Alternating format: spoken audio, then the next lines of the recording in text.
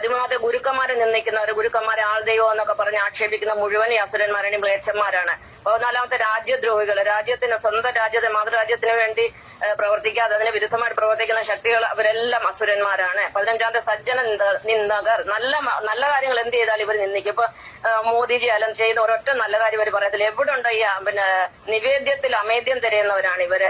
അതായത് ഈച്ചകളുടെ സ്വഭാവമാണ്. നമ്മൾ നിവേദ്യം കൊണ്ട് ഈച്ചയ്ക്ക് കൊടുത്താൽ ഈച്ച ഇരിക്കത്തില്ല, ഈച്ച പോയി അമേദ്യത്തിലേ ഇരിക്കത്തുള്ളൂ. അപ്പൊ ഈ സജ്ജനങ്ങളെ നിന്ദിക്കാന്ന് പറഞ്ഞ ഇവരുടെ സ്വഭാവമാണ്. ഇവര് എല്ലാവരെയും കുറ്റം പറയുന്നവരാണ്. ഇപ്പൊ സുരേഷ് ഗോപി എന്തൊക്കെ നന്മ ചെയ്താൽ അദ്ദേഹത്തിന്റെ പൈസ എല്ലാം അദ്ദേഹം വീട് വെച്ചും അങ്ങനെ ഇങ്ങനെയൊക്കെ അദ്ദേഹം ചെയ്തു കൊടുത്തെന്നാണ് പറയുന്നത്. ഞാൻ നേരിട്ട് എനിക്കറിയില്ല. അപ്പൊ ഞാനിങ്ങനെ കേട്ടിട്ടുണ്ട്. അപ്പം എല്ലാം ഇവർക്ക് ശത്രുക്കളാണ് ഇവര്. അതായത് ഈ അസുരന്മാർക്ക് ശത്രുക്കളാണ് ദേവന്മാർ. അവരെ കളിയാക്കാൻ വേണ്ടി ഇവര് കഴിഞ്ഞ ആരുമില്ല. പക്ഷെ ഇനി ഇവരെ കളിയാക്കാൻ ഞാനുണ്ട് കേട്ടോ. നിങ്ങൾ ഇനി ആര് കളിയാക്കിയാലും എനിക്കൊരു വിഷയമില്ല. പക്ഷെ ഞാൻ ഇനി ഇവർക്കെതിരായിട്ട് സംസാരിക്കും.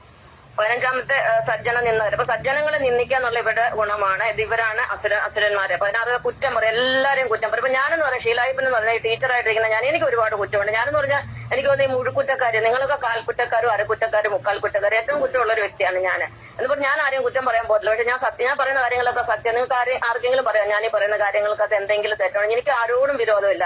നിങ്ങളെല്ലാം ഭഗവാന്മാരാണെന്ന് എനിക്കറിയാം. ഭൂമിയിലുള്ള സകല മനുഷ്യർ നാരായണനാണെന്നറിയാം. ഈ കുറ്റം പറയുന്നവരൊക്കെ ശിവന്മാർ, ഈ അസുരന്മാരെന്ന് പറഞ്ഞാൽ ശിവന്മാരുമാണെന്ന് എനിക്കറിയാം. അത് മനസ്സിൽ വെച്ചുകൊണ്ട് തന്നെ അത് വിഷ്ണുവായിട്ടുള്ളവരുണ്ട്, ബ്രഹ്മാവായിട്ടുള്ളവരുണ്ട്. ഇവർക്ക് മനസ്സിലാകാൻ വേണ്ടിയാണ് ഞാൻ ഇതൊക്കെ പറയുന്നത്. അല്ലാതെ എനിക്കിത് പറയുന്നതുകൊണ്ട് പ്രത്യേകിച്ച് ഗുണമൊന്നുമില്ല, ഒരു ഗുണവും ഇല്ല. ഞാൻ ഈ 10-18 വർഷമായിട്ട് ഈ ആത്മീയ ജീവിതമല്ല, ആത്മീയമായിട്ടുള്ള കാര്യങ്ങൾ ആൾക്കാർക്ക് പറഞ്ഞു കൊടുക്കുന്ന എനിക്കൊരു 5 പൈസയുടെ ഒരു പ്രയോജനം ഇല്ല.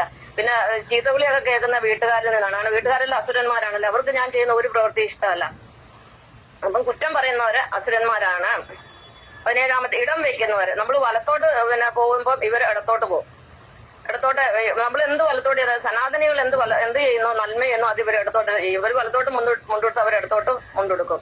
അല്ലെങ്കിൽ അവർ വലത്തോട്ട് സഞ്ചരിച്ചാൽ ഇവർ ഇടത്തോട്ട് സഞ്ചരിക്കും. അങ്ങനെ എല്ലാ രീതിയിലും ഈ ഇടം വയ്ക്കുന്നവരാണ്, ഇടത്തോട്ട് സഞ്ചരിക്കുന്നവരാണ് ഇവർ. അതായത് ഇടതുപക്ഷം എല്ലാം ഈ അസുരന്മാർ തന്നെയാണ്. എന്ന് പറഞ്ഞാൽ എല്ലാവരും അസുരന്മാരാണെന്നല്ല, എല്ലാത്തിലും നന്മയുള്ളവരും ഉണ്ട്, തിന്മയുള്ളവരും എല്ലാവരും ഉണ്ട്. എല്ലാം മിക്സപ്പാണ്.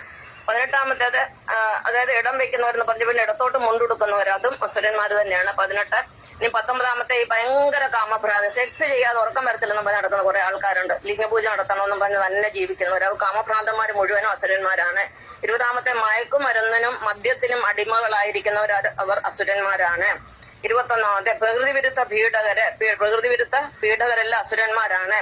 പിന്നെ 22 കൊടൂര മാംസഭോജനം, മാംസം ഇല്ലാതെ ഭക്ഷണം കഴിക്കത്തില്ല. എപ്പോഴും മാംസം കഴിക്കണം, തിന്നണം.